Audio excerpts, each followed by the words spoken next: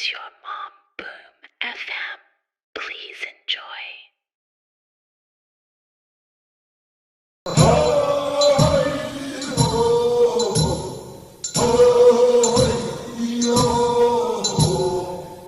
애지중지 자식 마음이 어렵고 아픈 줄 모르면서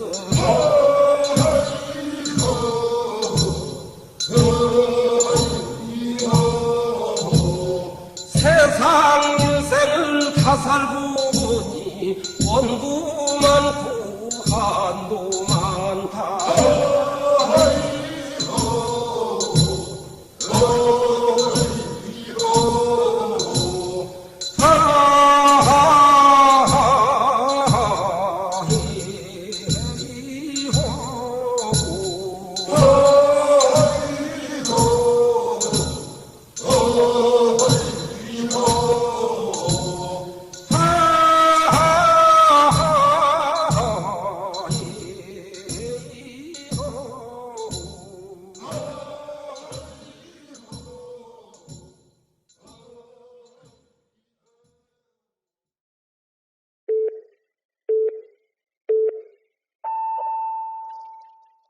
Anyway, thank you for playing.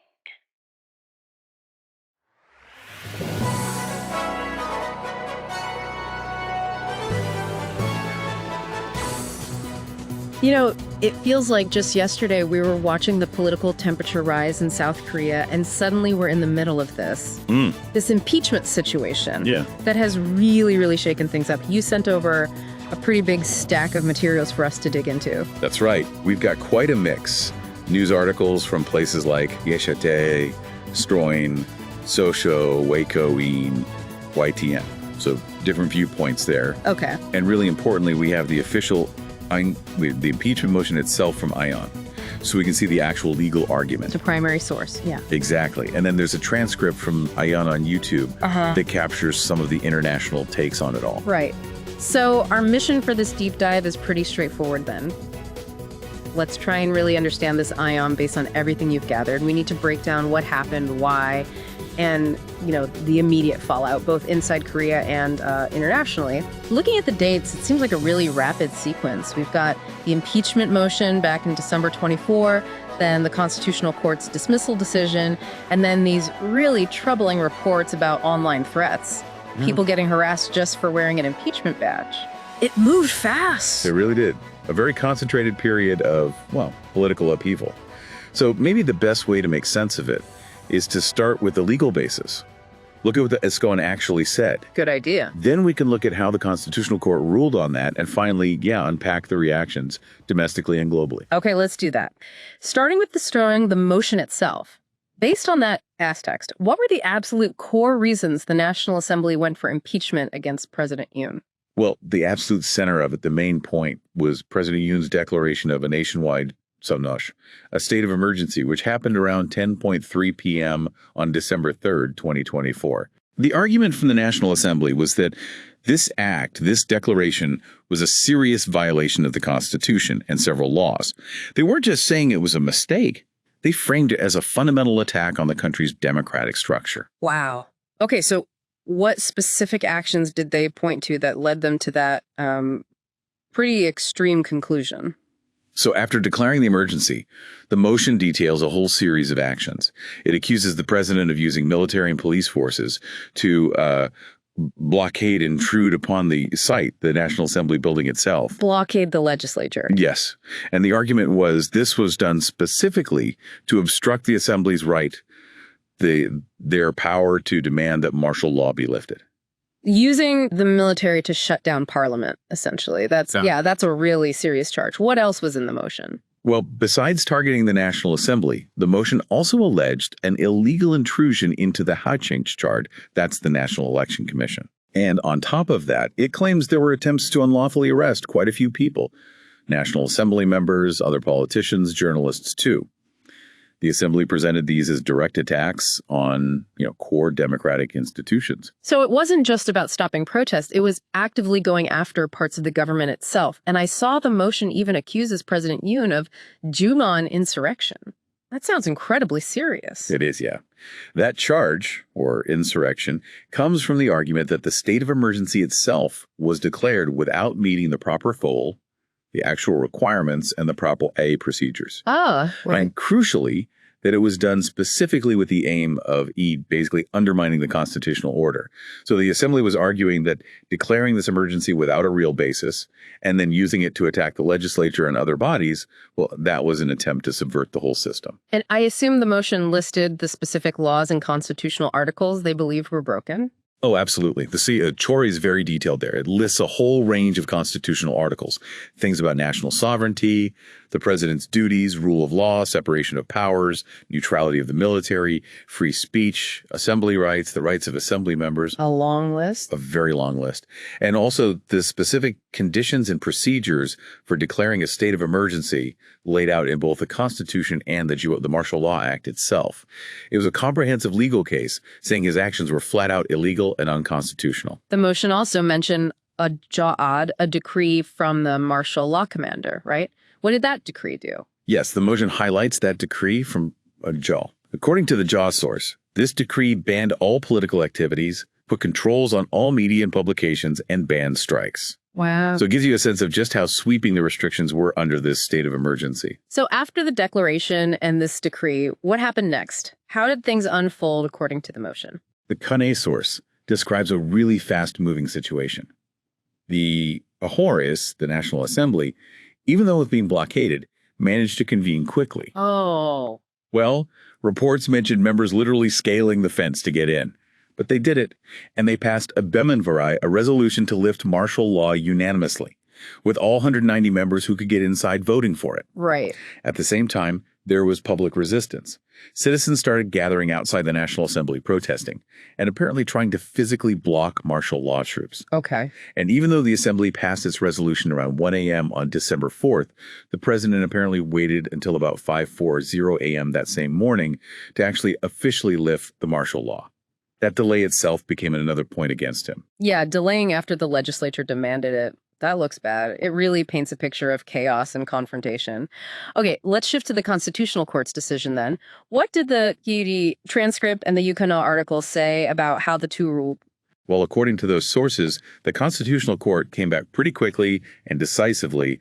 They voted to dismiss President Yoon, and it was a unanimous decision by all 8 justices. Unanimous. That's quite a statement. It really is. It underscores just how strong the consensus was on the court about the impeachment charges. And what were the the specific reasons for impeachment that the court actually recognized or agreed with?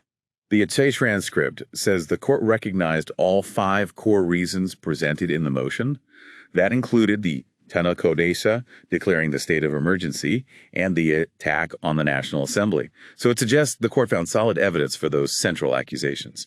And did the Adiha article offer more detail on the court's thinking, their legal reasoning? Yes, that article gets into the rationale a bit more. It highlights the court focusing on violations of both the substantive requirements for a state of emergency and the procedural requirements. Meaning, basically, the court decided 2 things.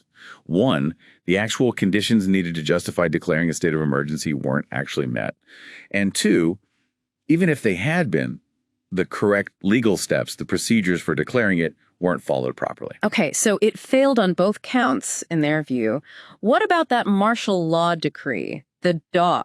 Did the court weigh in on its impact on rights?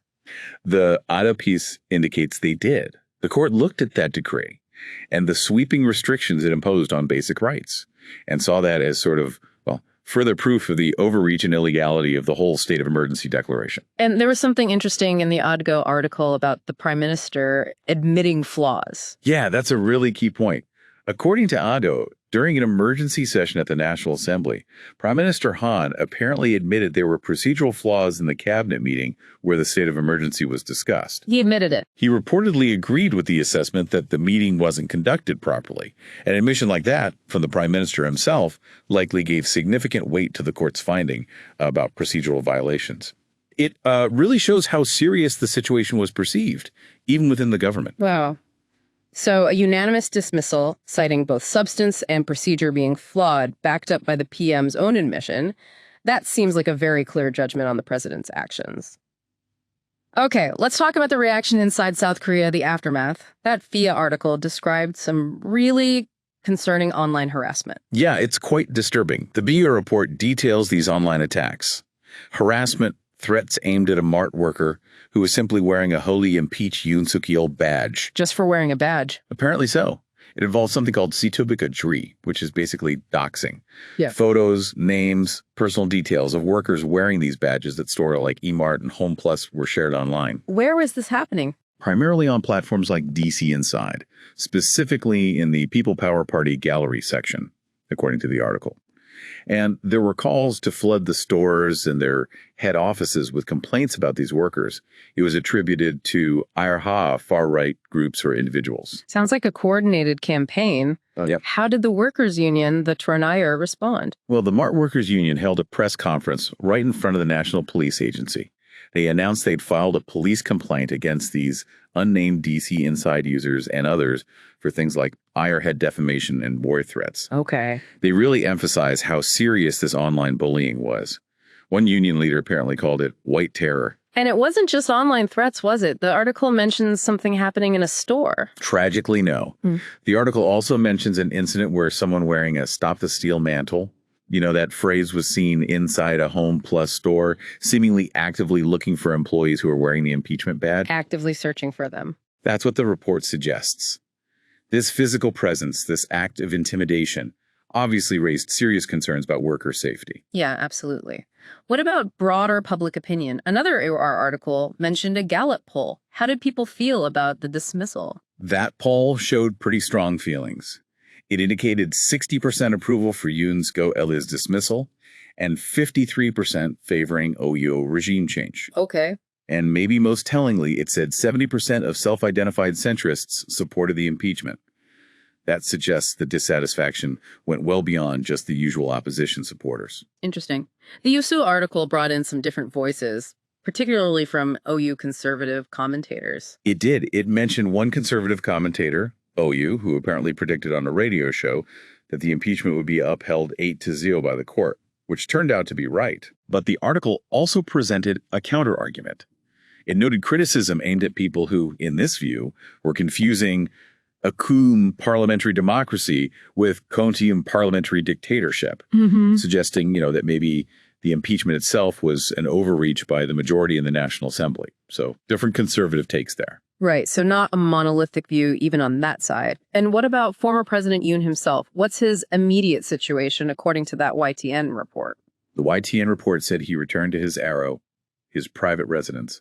But more significantly, it noted that the full-scale trial on the Show and the insurrection charges is now getting underway. So the legal process continues for him personally. Very much so. It highlights the serious legal jeopardy he still faces. And lastly, on the domestic front, that Chonin Yunyu piece had a timeline. What did that emphasize? Yeah, the Uchikong timeline of upheaval from Himo Ugua in really just underscored how incredibly fast everything happened. Just 4 months leading up to the impeachment. It highlighted the sheer speed of the political deterioration that led to the court's final decision. It certainly does sound like a period of intense domestic turmoil. Okay, let's broaden the view. How did the rest of the world react? What did the Ujjagan transcript capture about international responses? Well, generally, the international reactions reported in the transcript were pretty swift, and they mostly focused on expressing respect for South Korea's democratic institutions and its legal processes. Okay. The U.S. State Department, for example, reaffirmed the strength of the U.S.-RO alliance and said they'd continue working with Prime Minister Han Duck-soo, who was acting president, until the new election. Standard diplomatic response. Pretty much. The European Union said something similar respecting Korea's constitutional and legal procedures, reaffirming their strategic partnership based on shared values like democracy and rule of law. And Japan, their relationship is always key in that region. Japan's reaction, according to the transcript, emphasized wanting to maintain strong Japan-AUKUS relations and also continuing the trilateral cooperation with the U.S. Prime Minister Kishida basically said the election is Korea's internal matter, but cooperation remains crucial. Right. What about China? Always a significant player. Any indication from the transcript? There wasn't an immediate official statement from Beijing reported, partly due to a holiday, the Iwat holiday, around that time. But the transcript did mention a recent foreign ministry briefing where China had reiterated its principle of doing no non-interference in internal affairs. So the expectation was their official stance would likely follow that line. Okay, sticking to their usual position. And finally, what about the big international news outlets? The New York Times, BBC, CNN, how did they cover it? Oh, they covered it extensively in real time, according to the transcript. Outlets like the New York Times, Financial Times, Japan's NHK, the BBC, CNN, they all jumped on the story. And what were their main angles? Their reporting seemed to focus on a few key themes. First, the democratic implications. Was this process a sign of democratic strength or weakness? Second, the potential for social conflict inside South Korea, given how divided things seemed. And third, the impact on international relations, especially with the U.S., and also regarding North Korea policy. Many outlets framed the emergency declaration as a major political blunder by President Yoon. A miscalculation. Yeah, a miscalculation. But some also saw the impeachment process itself as proof of the resilience of South Korea's democracy, that the checks and balances worked in a way. Interesting contrast. Definitely.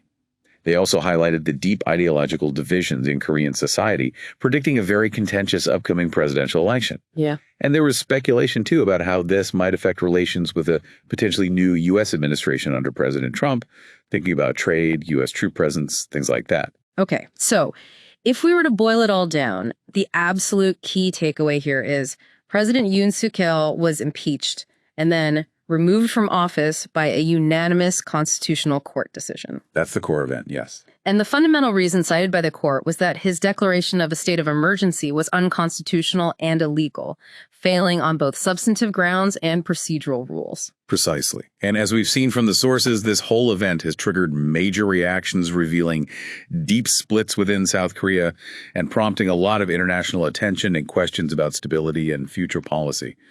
That upcoming presidential election is going to be absolutely critical. It really is. So thinking about everything we've discussed today, drawing from all these different sources, what do you think are maybe the biggest challenges facing South Korea now in the wake of this rainy night? And maybe what does this whole dramatic episode tell us about the health or perhaps the fragility of South Korea's democracy?